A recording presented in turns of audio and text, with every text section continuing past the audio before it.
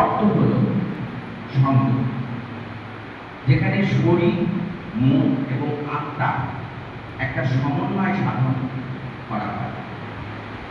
যোগ অভ্যাস শুধু একটি ব্যায়াম নয়, এটার মাধ্যমে আমরা আমাদের শারীরিক ও মানসিক সুস্থতা বজায় রাখতে পারি।